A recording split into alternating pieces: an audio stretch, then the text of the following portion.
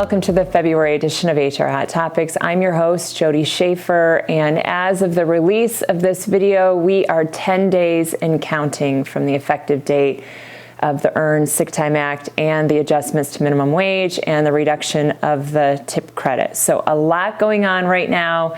I wanted to give you an update of where things currently stand as of the filming of this episode. We're filming this at the tail end of January, so clearly if something happens between today, the filming day, and 2 weeks from now when we release, we'll make sure to send those updates to you so that the information is accurate. As of today, though, at the legislative level, we have seen a House bill, actually two bills, 4001, which addresses minimum wage, and 4002, which is earned sick time, both of which have robust amendments to each one of those laws. Those have passed out of committee and as of the 23rd of January, passed out of the House and over to the Senate. Now, for those of you that have been following this closely, you also know that the Senate had their own version of amendment bills for both minimum wage and earned sick time. As of the filming of this episode, neither one of those have moved from the Senate. So now the Senate is sitting with their own version of both of these amendment bills, and now they've received the House version as well. So the Senate has some options here. They can either vote on the House version, as is, probably not going to happen because if you'll recall, the House is Republican-led right now and the Senate is Democratically led. They could suggest changes to the House bill, in which case it would have to be voted out of the Senate and then goes back to the House for another vote. Or they could sit on it and do nothing. We don't really know yet what the Senate's going to do. From what I've heard, this is an uphill battle. It's not an unwinnable battle, but it is not going to be easy. And as many of you know, that the clock is ticking on this. So we've got 10 days between now and the 21st. Now, there is an outside chance that the legislative body, House and Senate, vote to potentially push that effective date out into the future, especially if they're working on some changes and there's some back and forth going on. I hope that's the case. If they're not ready to do anything by the 21st, my hope is that they would push that effective date out. I think the worst thing in the world would be that we have to comply with the laws as written on the 21st, only to have retroactive changes happen, weeks or months afterwards, especially when the penalty for noncompliance is so huge. I think employers can't afford to just roll the dice and wait to see what happens. So I'll continue to monitor that, and of course, I'll let you all know if there are any changes between now and the 21st. But as of now, the way the laws are currently written is the way that they will be enacted on that effective date. So a couple of things to keep in mind. I've already done a whole video on earned sick time.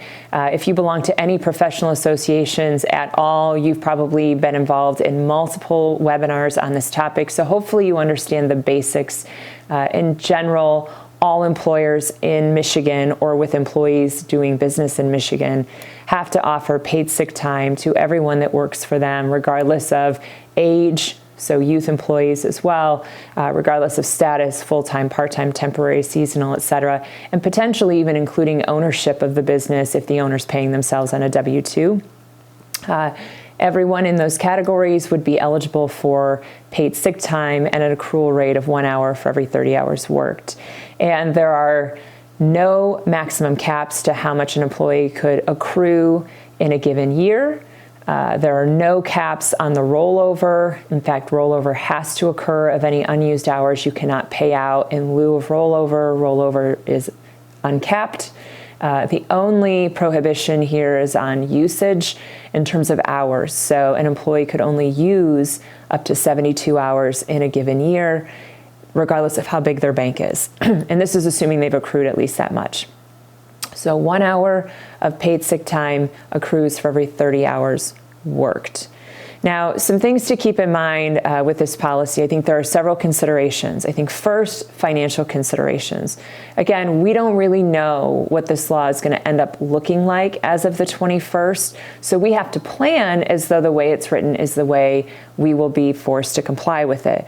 So I'm going to give you some considerations and some things, some action items for you all here. But my advice is that you don't make any changes. Don't roll anything out until the effective date. But this is all kind of pre-planning, in the background so that come the 21st, you're ready to go if need be. So the first is financial considerations, right? There is a cost associated with earned sick time. Now, even if you're offering paid time off to your employees right now, you're probably not offering it to every single employee, probably not your seasonal folks, probably not your very, very part-time or your temporary folks. Under this law, you'd have to start doing that. So what is the financial implication for that? The easiest way to do it is to look at hours worked last year. If you have access to that information, take hours worked last year for all of your current staff, divide those total hours worked by 30. That would give you your maximum earned sick time liability in a given calendar year. Now remember, this is going into effect end of February, so that's probably an overreach, kind of an overestimate, because you're not working with a full year, at least not in 2025. But it'll tell you on the high end, what a typical employee would accrue if they worked a similar schedule to last year. You can figure out the financial implications of that. Most employers cannot afford to offer earned sick time on top of existing benefits. They're probably going to have to manipulate existing time off banks to account for this new earned sick time component. So that leads me to my second one, which is policy considerations. You're going to have to look at your time off policies, probably make some changes there. But it's not just time off policies. You're also going to have to look at policies around your typical call-in procedures, because earned sick time is a lot less stringent on call-in, and you have less say in enforcing any sort of discipline around an employee's use of earned sick time.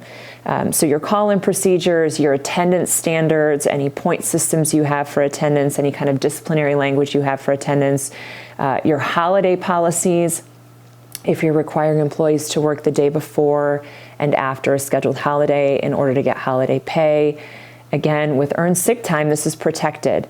So you can't discipline or otherwise punish an employee for utilizing their sick time. Not getting paid for a holiday because the day before I was out for approved sick time would be considered a punishment. So in a lot of areas, if you have a handbook currently, you're probably going to want to add carve-out language that simply says, unless otherwise prohibited under earned sick time, and put that in several spots. For that reason, we offered a handbook seminar back in January to just help employers kind of prep for that. So you've got the policy considerations. Third, you have management actions and sort of this muscle memory of your leadership team around how you interact with employees who are calling in.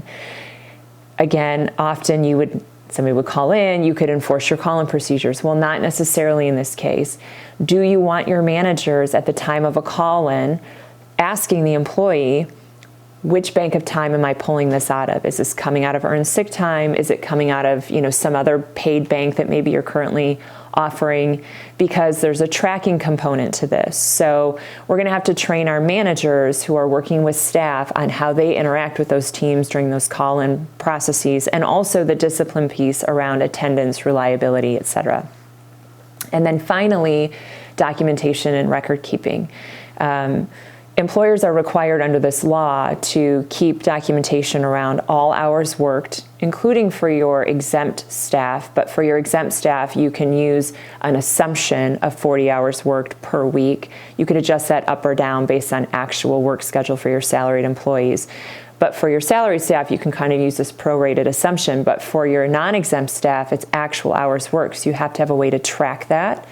You have to be able to show hours accrued under the Earned Sick Time Act based on hours worked, so actual accrual as of that moment in time, and earned sick time hours taken. So I know for some of my small employers, they're keeping track of paid time off right now on an Excel spreadsheet. That's probably not going to benefit you going forward if this law goes into effect as written. You're going to need something more robust than that, and you're going to have to be able to pull reports and records on those three areas: hours worked, earned sick time accrued, earned sick time taken, for a period of 3 years. So if you don't have a timekeeping system currently, if you don't have a payroll provider currently, now might be the time to invest in some of that to make sure that this kind of calculation is happening on the back end. You can kind of set those rules up. Calculations happen automatically. You can pull reports accordingly. But again, you're still going to have to know how to label absences from work so it falls in the appropriate bucket. So lots of things to consider here. Again, none of that is free. You're spending admin time on this. You're reaching out to attorneys. You're reaching out to consultants like HRM to make sure that you've got your ducks in a row, because penalties for noncompliance are huge, including private right of action with a rebuttable presumption, which is to say that the employer is assumed to be guilty unless proven otherwise. So this is a big deal. With 10 days between the airing of this video and the current effective date of the law, which is the 21st, it's not a lot of time. If you've not started putting some real thought to this, you need to do so now. This is your wake-up call. There's no carve-out for small employers. The only sort of gift that a small employer gets, which is considered 9 or less employees, is that of the 72 max hours you might have to give an employee in a given year, again, assuming they've accrued at least that much, only the first 40 have to be paid. You still have to grant the remaining 32 if they need it, and if they've accrued it, it's just that those would be unpaid. That is the only little carve out there for a small employer. That's it. So regardless of size, we need to start preparing for this now. Now, I'm going to include a link to some resources to go along with this video. We've continued to update our resources, so if you haven't been on our website recently, which is workwithhrm.com, I would encourage you to do so. Go to the resources tab, go to the tools link. We've got several things there, including sample policy language, sample notification letters, an at-a-glance document that breaks the law down so it's easy to sort of follow, not easy to understand. Nobody understands it, but at least easy to follow. And then we've also included some resources that the Michigan Chamber has been creating, and also Department of Labor and Economic Opportunity, LEO, which is the enforcement agency kind of at the state level for this too. So be sure to check that out. You don't have to start from scratch on some of these things, but make sure that you're reaching out to professionals as needed. And then before I leave you, just 2 other quick notes, and this is for kind of scheduling, planning purposes, and both of them are taking place in June. The first is that we have a leadership training. We did this last year. We're hosting in-person leadership training session 2, all around how to say hard things, documentation, right? So the harder part of management. That's coming on June 4th, and that will again be hosted in Okemos. You'll get information on that as we get closer. And then also on June 5th, which is a Thursday, HRM is going to be hosting their 30th anniversary party, and you're all invited. So it's going to be taking place in Lansing at the Lansing Brewing Company, happy hour style. You'll get some drink tickets. We'll have some food. If you've never met with us in person, the whole team will be there. You can put a body to a face and a voice if you've been following these videos. Former clients, current clients, past clients, soon-to-be clients, anyone, friends, family, we would love to see you. So maybe earmark June 5th on the calendar. With that, I will see you. If something changes at the legislative level around minimum wage and or earned sick time between now and the airing of this video, I will send out an alert. But without that, plan that the law as written is what you're going to have to comply with in 10 days. So with that, I'll leave you. I'll see you on the flip side back here in March. If you have any questions, you can reach me, Jodi Schafer, at workwithhrm.com.